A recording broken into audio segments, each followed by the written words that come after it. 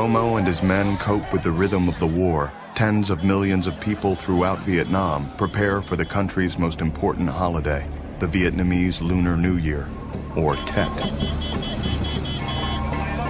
Tet marks the arrival of spring, a time to pay tribute to ancestors and look forward to good fortunes in the new year.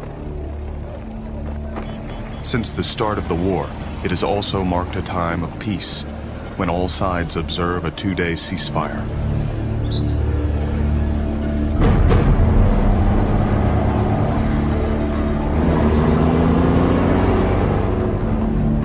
A lot of South Vietnamese soldiers have already headed home, though.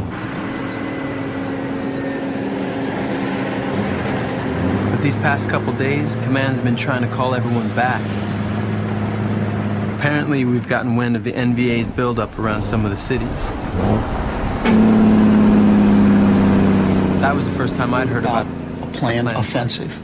And people in I-Corps, some of the intelligence people anyway, the ones I dealt with, believed it was going to happen. Not everyone's taking it so seriously, though.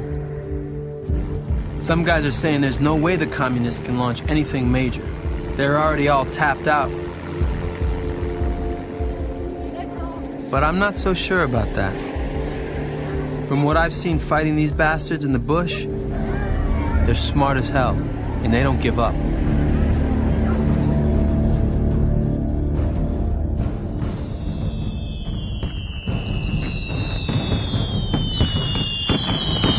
But as the sun sets on January 30th, 1968, many expect this year will be like every other, a night of peaceful festivities.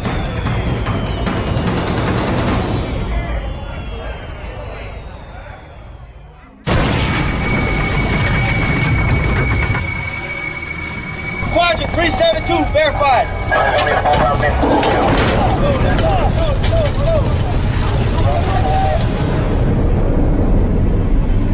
This is Alpha 6. We have an extremely large force moving towards us.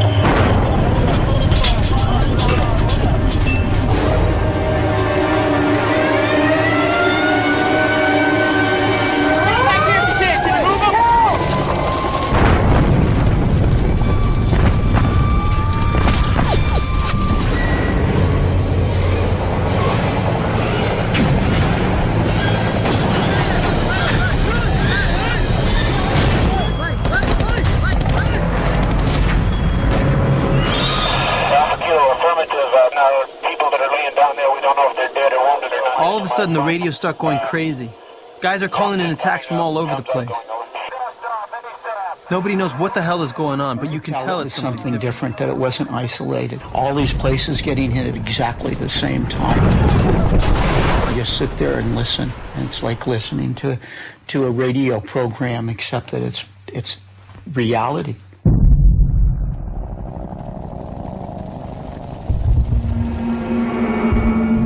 As the sun rises on January 31st, the confused actions of the night give way to a grim realization.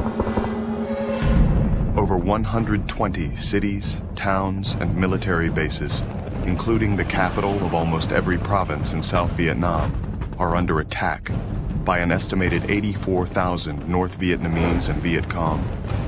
It is the largest coordinated military action of the war to date.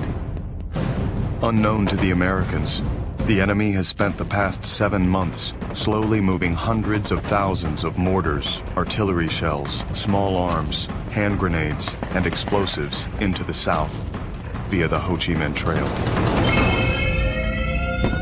Under the guise of the Tet celebrations, they hid these weapons inside truckloads of rice and carts of flowers and carefully moved them into position for their assault. The incredible scope of the Tet offensive catches the Americans by surprise, but it doesn't take long before they begin to fight back. At the embassy in Saigon, military police and Marine guards begin clearing out the Viet Cong.